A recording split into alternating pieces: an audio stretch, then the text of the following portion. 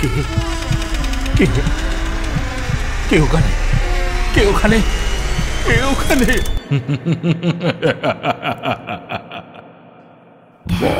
ভুতুরে, যেখানে জীবিত সব চরিত্র।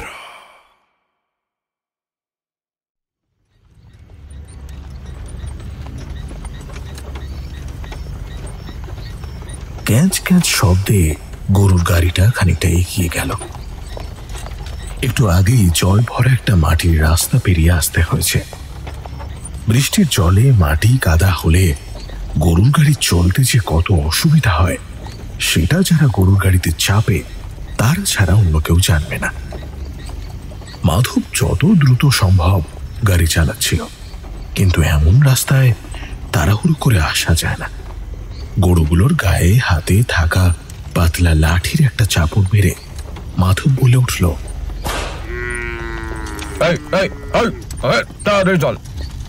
পেছনে বসে থাকা যাত্রী বলল, আরে করছো কি? এই এমন জল কাদার পথের মধ্যে কি গরুগুলো তাড়াতাড়ি যেতে পারে নাকি? দেখছো না? আস্তে আস্তে চলো। কথা, আপনি এদিককার লোক না, তাই জানেন না। সামনে তো লাল মাটির রাস্তা। ওই রাস্তাটা রাতের বেলা ভালো না কথা। আপনাকে বারবার বললাম, আপনি আমার কথা শুনলেন না। লাল মাটির রাস্তা তো কি হয়েছে? শুনেছি লাল মাটি বেশ শক্ত হয়, ওই মাটিতে জল জমার সম্ভাবনা একেবারেই থাকে না। তা ঠিক কথা, কিন্তু ওই রাস্তায় অন্য বিপদ আছে। ওই রাস্তায় তেনারা থাকে। রাতের বেলা তেনাদের কাছ দিয়ে যাব। যাত্রী এবার হেসে উঠে বলল, আমি কিন্তু অনেক জায়গায় ঘুরেছি, তেনাদের দেখা কখনোই পাইনি। আর যদি লাল মাটির রাস্তায় তেনাদের দেখা পাই তাহলে তো বেশ ভালোই লাগবে আমার। মাধু বুঝতে পারল যে যাত্রী তার কথা মোটেই বিশ্বাস করেনি, তাই কেমন ভাবে যেন হাসছে। এ হাসি একটু রঙ্গ তামাশারি বটে। মাধব কিন্তু ভয়ে মনে মনে রাম নাম করতে করতে এগোতে লাগলো।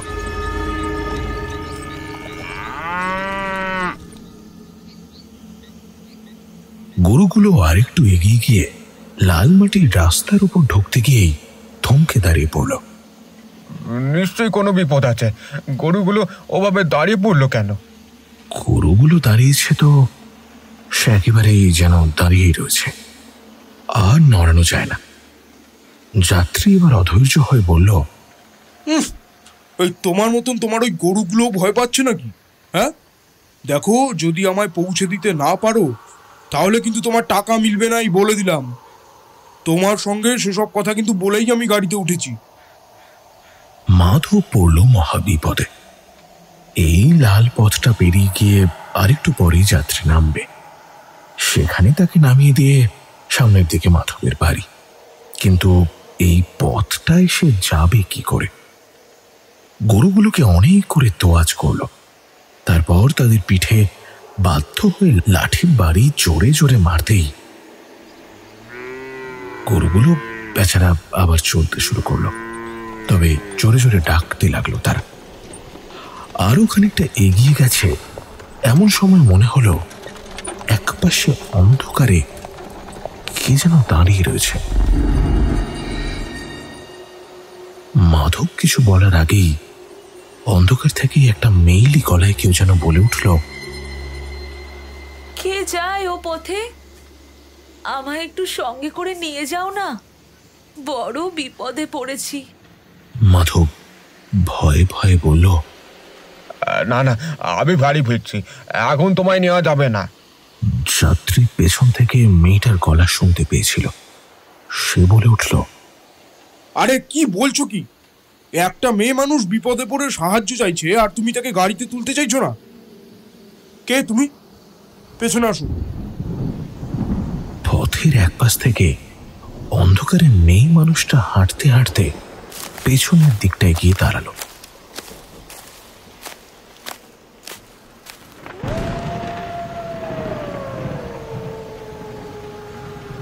আকাশে এতটুকু চাঁদের আলো নেই, মেঘে সম্পূর্ণরূপে ঢাকা। একটু পরেই আবার বৃষ্টি নামবে। সনসনে একটা ঠান্ডা হাওয়া এসে মাধবের গায়ে যেন ধাক্কা দিচ্ছে বারবার। একটা মেয়ে মানুষ পেছন দিকে আসে। যাত্রী হাত বাড়িয়ে তাকে গাড়িতে তুলল। তারপরেই আবারও গাড়ি চলতে শুরু করলো। গরুগুলো কিন্তু আগের মতোই কেমন যেন একটা অস্বস্তিতে রয়েছে। যাত্রীও কোনো কথা বলছে না, আর সেই মেয়ে মানুষটাও কোনো কথা বলছে না। মাধব রাম নাম জপতে জপতে গাড়ি চালাচ্ছে। পথের মাঝামাঝি এসেছে। এমন সময় যাত্রী বাধ্য হয়ে বলল, আপনি যাবেন কোথায়? লাল মাটির রাস্তায়। কিন্তু লাল মাটির রাস্তা তো এটাই। তাহলে?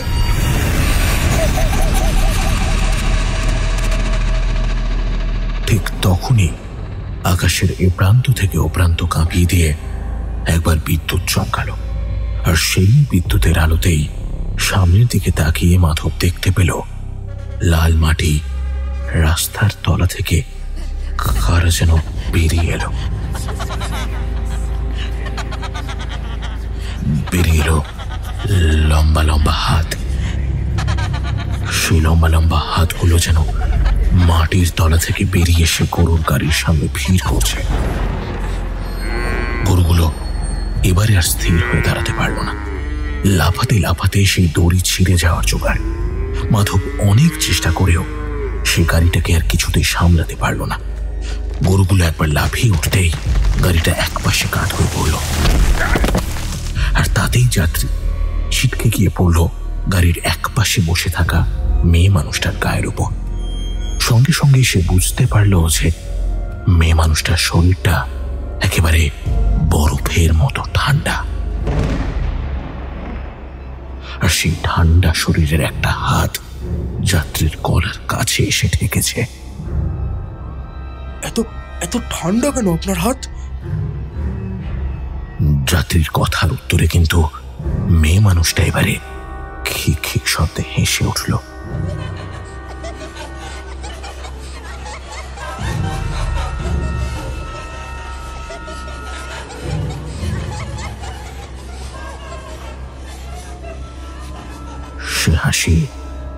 সে হাসি কোনো মানুষের হতে পারে না।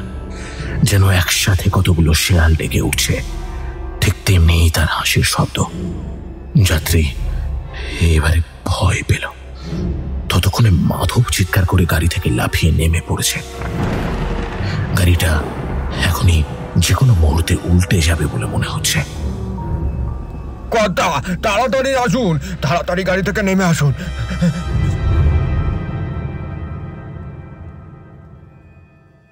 কিন্তু যাত্রী গাড়ি থেকে নামতে পারল না। তার আগেই তার চিৎকার ভেসে এলো গাড়ির ভেতর থেকে। ততক্ষণে গাড়িটা উল্টে গিয়েছে।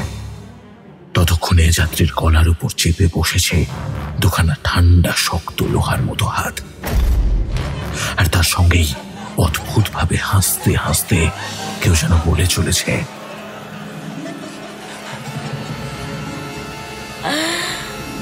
বলেছি না লাল মাটির রাস্তায় যাব, তোকেও নিয়ে যাব। মাধব নিচে নেমে পড়েছিল। গরুগুলোর মধ্যে একটা গরু কোনো রকমের দড়ি ছিঁড়ে ছুটতে শুরু করেছে।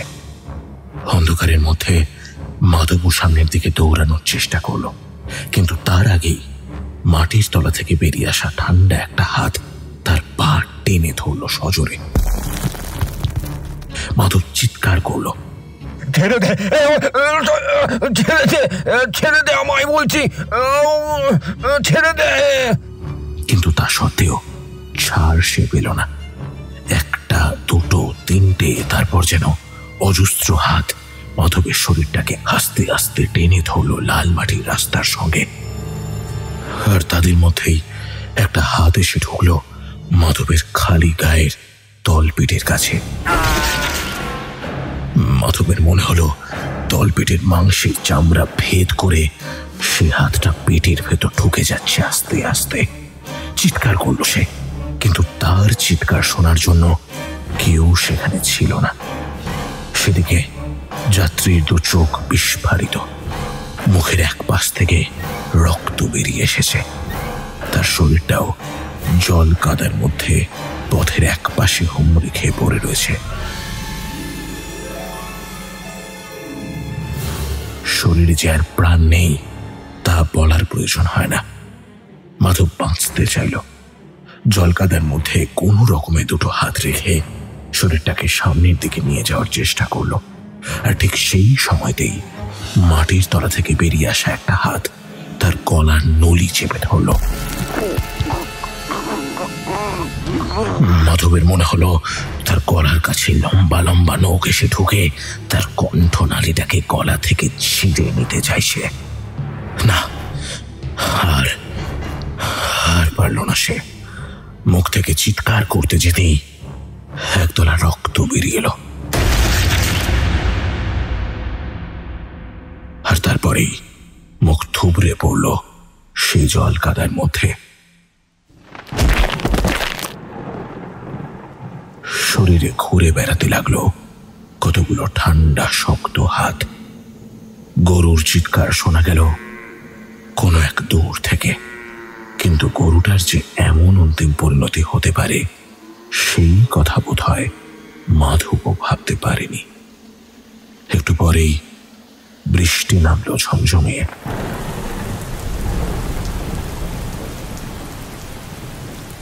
আর সেই বৃষ্টিতেই লাল মাটির রাস্তায় চার চারটে মৃতদেহ রক্তে ধুয়ে যেতে লাগলো একভাবে।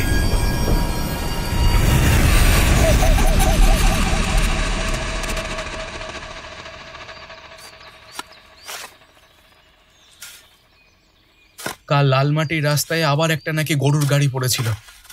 গরু দুটো মরেছে, গরুর গাড়ির যাত্রী আর গাড়োয়ান সবাই মরেছে। খবরটা শুনেছিস? একটা কাটারি দিয়ে লম্বা বাঁশ কেটে বাখারি বানাচ্ছিল জগন্নাথ। নিমাইয়ের কথাটা শুনে বলল, কখনো যদি আমার সামনে এসব পড়ে না, তাহলে এই হাতের কাটারি দিয়ে সব কটাকে কচু কাটা করবো, বুঝলি? আর ওইসব কিছুই নয়, নিশ্চয়ই এইসব ডাকাতের কাজ। আরে ডাকাত তো এমনভাবে মানুষ মারতে পারে না। আর না হয় মানলাম মানুষকে মারলো, কিন্তু গরুগুলোর মাথাটা ধর থেকে আলাদা করে দিয়েছে। ভাবা যায়? আরে এসব ভয় দেখানোর জন্য। রাতের বেলা লাল মাটির রাস্তা দিয়ে যাতে কেউ না যায়। তাতে কার কি লাভ বলতো? ওই পথে যদি রাতের বেলা কেউ না যায় তাতে কার ভালো হবে? কার কি হবে জানি না, তবে দেখবি একদিন আমি ঠিক ওই লাল মাটির রাস্তায় রাতের বেলা যাব, আর ওখানে কি থাকে তা আমি দেখব। নিমাই জগন্নাথের কথায় বেশ ভয় পেয়ে যায়। এগিয়ে এসে তার কাঁধের উপর একটা হাত রেখে তাকে সামান্য একটু ঝাঁকিয়ে বলল, কি বলছিস তুই? তোর মনে নেই তোর বাবাকে ওই...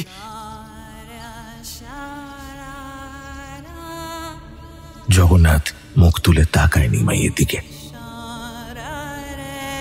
নিমাই দেখছে যখনই ওই লাল মাটির রাস্তায় কেউ না কেউ মারা যায়, তখনই জগন্নাথের মধ্যে কেমন একটা পরিবর্তন হয়। তার চোখ মুখ লাল হয়ে ওঠে। একটা প্রবল রাগ যেন তাকে জড়িয়ে ধরে আষ্টে পৃষ্ঠে। সেই কোন ছোটবেলায় লাল মাটির রাস্তায় জগন্নাথের বাবা মারা গিয়েছিল। তার মৃতদেহ ওই রাস্তার কাছেই পড়েছিল, ঠিক যারা মরেছে অনেকটা তাদের মতোই। নিমাই বেশ ভয় পায়। জগন্নাথের পাশে দাঁড়িয়ে নিমাই, সে তাকে থামিয়ে বলল, জগন্নাথ, পাগলামি করবি না। এর আগের বারও যখন ওই লাল মাটির রাস্তায় কেউ মরেছিল, তখনও তুই কিন্তু ওইখানে যাবার জন্য পাগল হয়েছিলি। একদম এসব করবি না। তাহলে কি করব? চুপ করে বসে থাকবো? রাতের বেলা ওই পথে গেলেই কেউ না কেউ মরবে।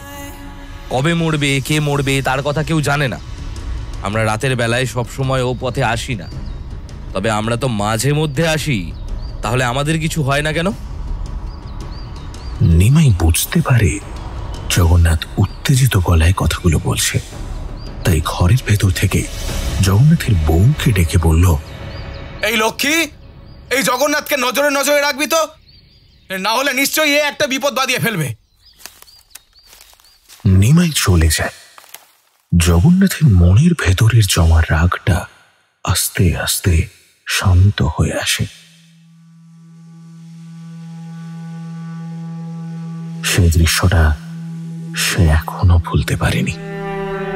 কতই বা বয়স হবে তখন তার, বড়জোর 10 কি 11 বছর। সারাটা রাত বাবা বাড়ি ফিরেনি। তার মা জগন্নাথকে বুকের কাছে চেপে ধরে সারা রাত চিন্তায় কাটিয়েছে। ওদিকে বাইরে প্রবল ঝড় বৃষ্টি। শেষ রাতের দিকে জগন্নাথ ঘুমিয়ে পড়েছিল। যখন ঘুম ভাঙে তখন দেখতে পায় ঘরে কেউ নেই। দৌড়তে দৌড়তে সে বাইরে গিয়েছিল, আর ঠিক তখনই একজন তাকে বলে ওই লাল মাটির রাস্তার দিকে যেতে। আর সেখানে যেতেই সে দেখতে পায় বিভিন্ন লোকেদের জটলা। দেখতে পায় তার মধ্যেই তার মা মাটির ওপরে আছাড়ি পাচারি খেয়ে অনবরত কেঁদে চলেছে। আমার সর্বনাশ হয়ে গেল রে, কি সর্বনাশ হয়ে গেল আমার।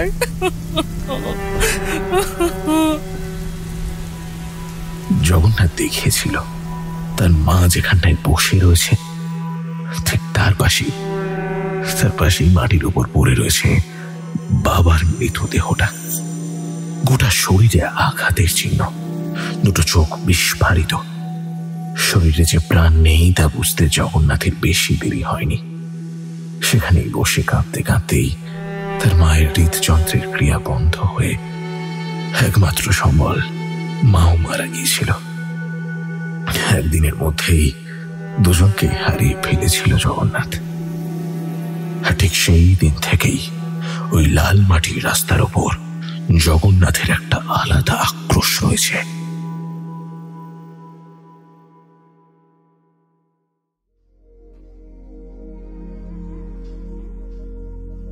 গ্রামের নাম জব্বলপুর।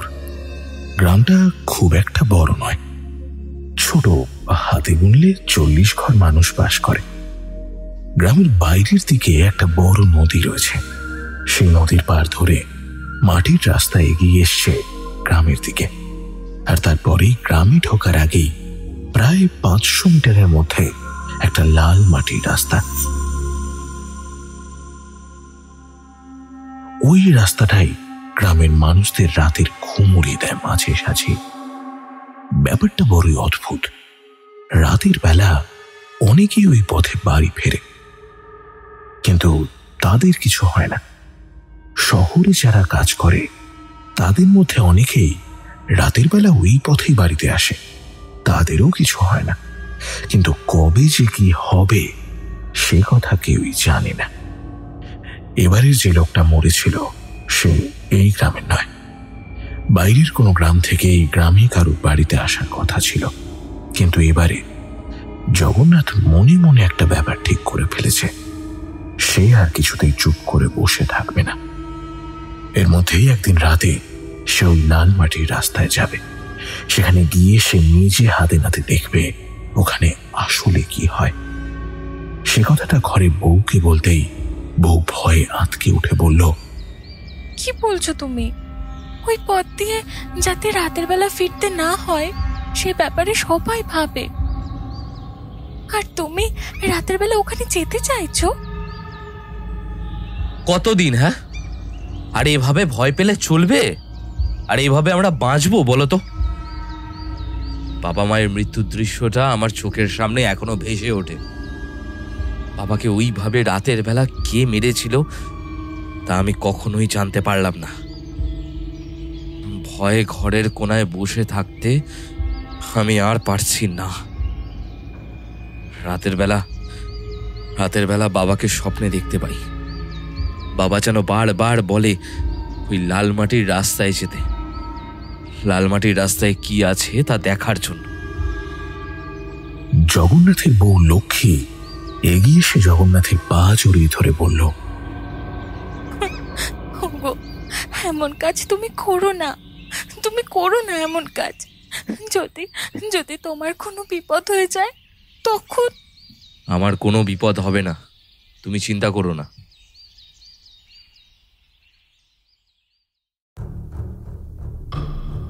জগন্নাথ বুঝতে পেরেছিল তার বউ বাড়িতে থাকলে এ কাজ সম্ভব নয়। যদিও তার শ্বশুরবাড়ি পাশের গ্রামে, মাসে একবার হলেও বউ শ্বশুর বাড়িতে যায়, আর সেই অপেক্ষাতেই রইল জগন্নাথ। সপ্তাহখানেক পরে বউ শ্বশুর বাড়িতে গেলে সেই দিন রাতে ওই লাল মাটির রাস্তায় যাওয়ার পরিকল্পনাটাকে মনে মনে করে ফেলল সে। দুপুরে বেশ ভালো করে ঘুমিয়ে নিয়ে সন্ধেবেলা উঠে রাতের খাবার খেয়ে একটা হ্যারিকেন আর দেশলাই হাতে নিয়ে বেরিয়ে পড়ল সে। কিন্তু আকাশের দিকে তাকাতেই সে বুঝতে পারল যে আকাশের অবস্থা খুব একটা ভালো নয়। এখন বর্ষার সময় মাঝে মাঝে বৃষ্টিপাত হয়, তাই গ্রামের মাটির পথ এমনিতেই সব সময়তেই ভিজে। তার উপর আজ বিকেল থেকে আকাশের অবস্থা অনেকটা সেরকমটাই হয়ে রয়েছে। আজকেও আকাশের অবস্থা ভালো না, যদি আবার বৃষ্টি নামে তখন কি হবে? হাঁটতে হাঁটতে জগন্নাথ গ্রামের বাইরে এসে দাঁড়ায়। এমন সময় গ্রামের লোকেরা আর কেউই জেগে থাকে না, সবাই যে যার নিজের বাড়িতে রাতের খাওয়া দাওয়া সেরে ঘুমিয়ে পড়ে। জগন্নাথ হাঁটতে হাঁটতে লাল মাটির রাস্তার এক পাশে এসে দাঁড়ায়। প্রথমে হাতে জ্বালানো হ্যারিকেনটা ফু দিয়ে নিভিয়ে দেয় সে। তারপরেই সেটা এক হাতে ধরে রেখে হাঁটতে হাঁটতে সামনের দিকে এগিয়ে যায়। তার বাঁ হাতে হ্যারিকেন আর ডান হাতে রয়েছে একটা শক্ত লম্বা লাঠি। গ্রামে কার কাছে যেন একবার সে শুনেছিল যে এই সমস্তটাই ডাকাতের কাজ, তারাই এমন ভাবে মারে, তারপর সমস্ত কিছু চুরি করে নেয়। আর সেই কথাটা জগন্নাথের মাথায় রয়ে গিয়েছে।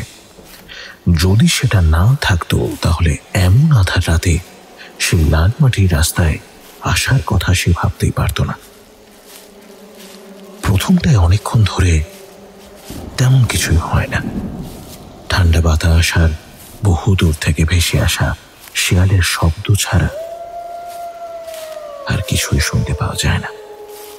জগন্নাথ লাল মাটির রাস্তার এপার থেকে ওপার পর্যন্ত হেঁটে আসতে যাবে, তখন নিজের মনেই একবার হেসে উঠে বলে, আজ বোধহয় আর কেউ আসবে না। নিশ্চয়ই ডাকাতের দল খবর পেয়েছে যে আজ আমি এখন এখানে আছি। জগন্নাথ সাথে লাঠি এনেছিল, কিন্তু তার কোমরের কাছে গোজা ছিল একটা বেশ লম্বা ছুরি। সে ঠিক করে রেখেছিল যদি ডাকাতের দল পড়ে তাহলে অন্তত একজনকে নিয়ে এসে মরবে, এত সহজে তাদের ছেড়ে দেওয়া যাবে না। কিন্তু অনেকক্ষণ হাঁটাহাঁটি করার পরেও যখন কেউ এলো না, তখন পথের এক পাশে একটা গাছতলায় এসে বসে পড়ল। হাতের হ্যারিকেনটা এক পাশে রেখে তাতে আগুন জ্বালালো। বেশ কিছুটা সময় একাই বসে রইল সে। সেখানে চারপাশটা অন্ধকার। আকাশে যেটুকু চাঁদের আলো থাকার কথা ছিল, মেঘের জন্য সেটুকু দৃশ্যমান নয়। হ্যারিকেনটা নিভিয়ে দিতে হঠাৎ করে জগন্নাথের একটা কথা মনে পড়ল। এতক্ষণ ধরে এখানে হাঁটলাম, অদ্ভুত ব্যাপার, বৃষ্টিতে কাদায় সব জায়গা পিছল হয়ে রয়েছে, অথচ এই লাল মাটির রাস্তা তো একদম শুকনো বলে মনে হলো। আরো কিছু একটা ভাবতে যাবে, ঠিক সেই সময়তেই খুব কাছে কোথাও ধূপ করে একটা কিছু পড়ল। জগন্নাথ হ্যারিকেন নিভিয়ে দিয়েছিল, কিন্তু এখন সেই শব্দটা হতেই সে হ্যারিকেনটা চালাবার জন্য দেশলাই বার করতে যাবে, এমন সময় খুব কাছে কেউ বলে উঠল, কিসের একটা শব্দ হলো বলে মনে হলো না? জগন্নাথ চমকে উঠেছিল। তার এত কাছে যে কেউ বসে আছে সে কথাটা সে এখনো ভাবতেই পারছে না। সে যার বন্যায় অবাক হয়ে বলল, হ্যাঁ, কেউ পড়লো বলেই তো মনে হলো, কিন্তু তুমি কে? কথাটা বলেই জগন্নাথ যেন অন্ধকারের মধ্যে এবার দেখতে পেল লোকটাকে। তা থেকে মাত্র কয়েক হাত দূরেই পথের এক পাশে দাঁড়িয়ে রয়েছে লোকটা। কিন্তু তার কথার উত্তর না দিয়ে সে আবারও জিজ্ঞেস করল, চিৎকার করছে বলে মনে হচ্ছে কে যেন? জগন্নাথ বাতাসে গান বাঁধে। সত্যি সত্যি মনে হলো যেন একটা চাপা গোঙানির শব্দ ভেসে আসছে। কে যেন অতি কষ্টে গোঙাচ্ছে আর তার সঙ্গে চিৎকার করছে সাহায্যের জন্য। জগন্নাথ উঠে দাঁড়ালো। দেশলাইটা জ্বালিয়ে হ্যারিকেনটা চালাবার কথা সে তখন ভুলে গিয়েছে। হাতের লাঠিটা শক্ত করে চেপে ধরে সে বলল, বিপদে পড়েছে, তাড়াতাড়ি চলো, তাড়াতাড়ি চলো, তাকে বাঁচাতে হবে। এই রাতে লাল মাটি রাস্তার উপর পা রাখা যে ভালো কাজ নয়। তাহলে তুমি এখানেই থাকো, আমি চললাম। তোমার যখন লাল মাটির রাস্তায় ভয় নেই, তাহলে আমি ভয় পাবো কেন? চলো, আমিও তোমার সঙ্গে যাই। জগন্নাথ লাঠি হাতে নিয়ে এগিয়ে এসেছিল।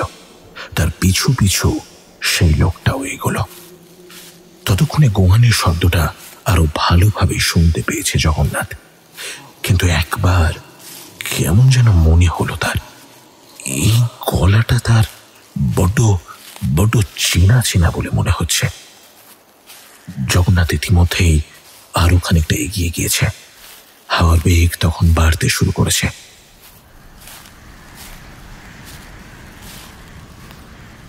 আকাশে মেঘ গুড় গুড় করে ডাকছে। জগন্নাথ যেই আরো খানিকটা অন্ধকারে এগিয়েছে, ঠিক তখনই কিছুতে যেন একটা পা বেঁধে হুমড়ি খেয়ে মাটিতে ছিটকে পড়ল সে। আর ঠিক তখনই পেছন থেকে সেই লোকটা বলে উঠল, আরে আরে আরে, কি হলো? পড়ে গেলে নাকি? আচমকা পড়ে যাওয়াতে জগন্নাথ হাতে বেশ আঘাত পেয়েছিল, কিন্তু তা সত্ত্বেও কোনো রকমে উঠে বসতে সে বুঝতে পারল যে ধাক্কা খেয়েছে একটা মানুষের সাথে। তাড়াতাড়ি এগিয়ে এসে তাকে দেখতে গেল সে। আর ঠিক তখনই তাকে দেখবার জন্যই যেন আকাশের বিদ্যুৎ চমকে উঠল এক মুহূর্ত। আর সেই বিদ্যুতের আলোতেই সে দেখতে পেল মাটির ওপর যে শুয়ে রয়েছে সে হলো নিমাই।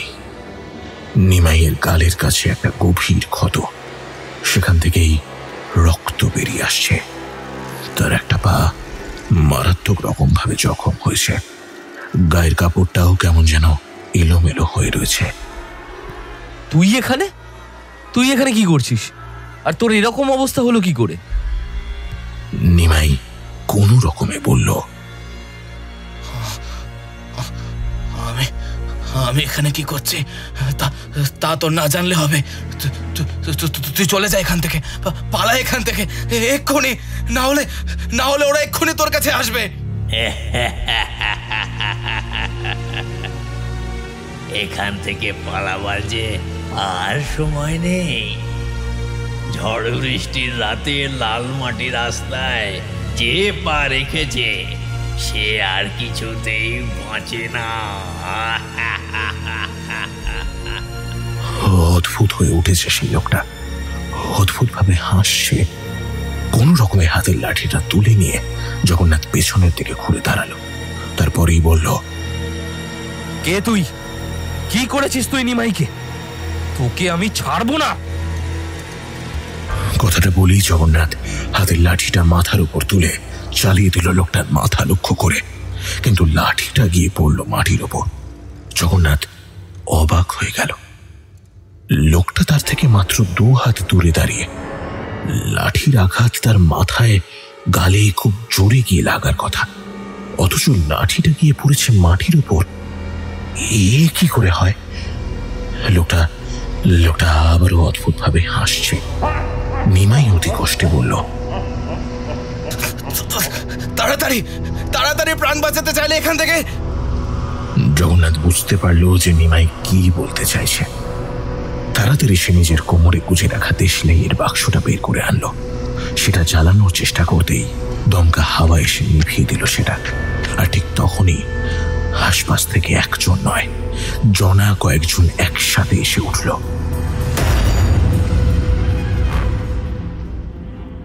আর ঠিক তখনই জগন্নাথের মনে হলো মাটির তলা থেকে একটা হাত বেরিয়ে এসেছে, চেপে ধরেছে তার পা। জগন্নাথ হাতের লাঠিটা দিয়ে কোনো রকমে তাকে আঘাত করতে লাগলো, কিন্তু তাতেও কোনো লাভ হলো না। কোনো রকমে এক ঝটকায় জগন্নাথ তার পাটা ছাড়িয়ে নিল সেই বিভৎস হাতের পাকড় থেকে। তারপরেই লোকটার এক পাশ থেকে ছুটতে ছুটতে এগিয়ে গেল সেই গাছটার দিকে, যে গাছের তলায় তার হ্যারিকেনটা রাখা রয়েছে।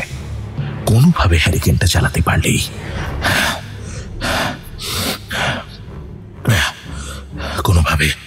কোনোভাবে গাছের কাছাকাছি যেতে জগন্নাথ এবারে কিন্তু আবারও ভয় পেল। গাছের তলায় সে আর হ্যারিকেনটাকে দেখতে পেল না। তার বদলে গাছের গায়ে কেউ হেলান দিয়ে দাঁড়িয়ে রয়েছে। জগন্নাথ এগিয়ে যেতেই দেখতে পেল মেয়েলি গলায় কেউ যেন বলছে, হ্যারিকেন? হ্যারিকেনটা তো একটু আগেই কে যেন নিয়ে গেল।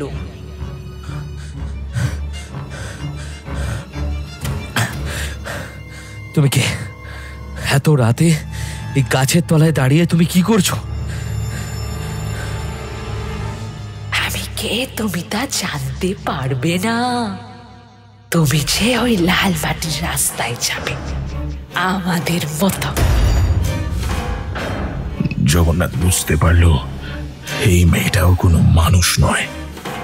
সে পেছনের দিকে ঘুরে ছুটতে ছুটতে আবারও সেই লাল রাস্তার কাছে এসে পড়ল। তারপর সেই রাস্তা ধরে বাড়ির দিকে ছুটতে যাবে, এমন সময় মাটির তলা থেকে বেরিয়ে আসা একটা হাত তার পায়ের একটা আঙুল চেপে ধরল আবারও। জগন্নাথ আবারও এক ধাক্কায় তাকে ছাড়িয়ে ফেলল। হাতের লাঠিটা দিয়ে সেই হাতের ওপর সজোরে একটা আঘাত হানল। চিৎকার করতে লাগলো জগন্নাথ,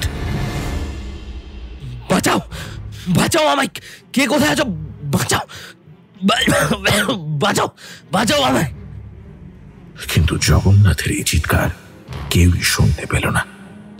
এই লাল মাটির রাস্তা থেকে গ্রামের ভেতর পর্যন্ত জগন্নাথের চিৎকার গিয়ে পৌঁছাল না।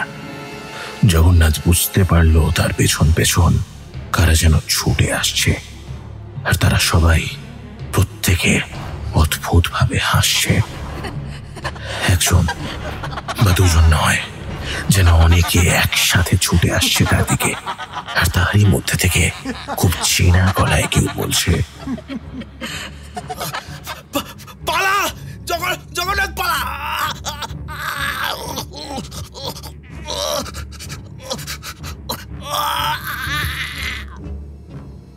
ঠিক তারপরেই তার মনে হলো নিমাইয়ের গলাটা কেউ দু হাতে চেপে ধরেছে। তার মুখ থেকে আর কোনো শব্দ নয়, কেবলমাত্র গোঙানি বেরিয়ে আসতে লাগলো। জগন্নাথ ইতিমধ্যে অনেকটাই ছুটে এসেছিল, কিন্তু তারপর কি যেন একটা হয়ে গেল। তার মনে হলো পিছন থেকে তার বাবা তাকে ডাকছে, এই জগন্নাথ, কোথায় যাচ্ছিস আমায় ছেড়ে? কোথায় যাচ্ছিস? একবার এদিকে তাকা, দেখ, এদিকে দেখ। আমি আর তোর মা তোর জন্য অপেক্ষা করছি। কথাটা শুনেই জগন্নাথ পেছনের দিকে তাকালো। দেখতে পেল সত্যি সত্যি তার মা আর তার বাবা পথের এক পাশে দাঁড়িয়ে রয়েছে, কিন্তু বিভৎস তাদের মূর্তি। কিন্তু কিন্তু ওরাই যে তার বাবা মা সেটা বেশ ভালোভাবেই বোঝা যায়। আকাশের এই প্রান্ত থেকে ও প্রান্ত চমকে দিয়ে আবারও একটা বিদ্যুৎ চমকালো। সেই বিদ্যুতের আলোতেই মাটির ওপর ধপ করে বসে পড়ল জগন্নাথ। তার চোখের কোণ বেয়ে জল গড়িয়ে পড়ছে। সেই ছায়া মূর্তিগুলো ততক্ষণে জগন্নাথকে ঘিরে ধরতে শুরু করেছে আস্তে আস্তে, কিন্তু জগন্নাথের সেই দিকে এতটুকু দৃষ্টি নেই। সে দেখে চলেছে তার বাবা আর মাকে। কখন যে অজস্র হাত তার গোটা শরীর জুড়ে আস্তে আস্তে উঠতে শুরু করেছে তা জগন্নাথ জানে না। শুধুমাত্র তার গলায় যখন একটা ঠান্ডা হাত চেপে ধরল, তখন জগন্নাথের সম্বিত ফিরল।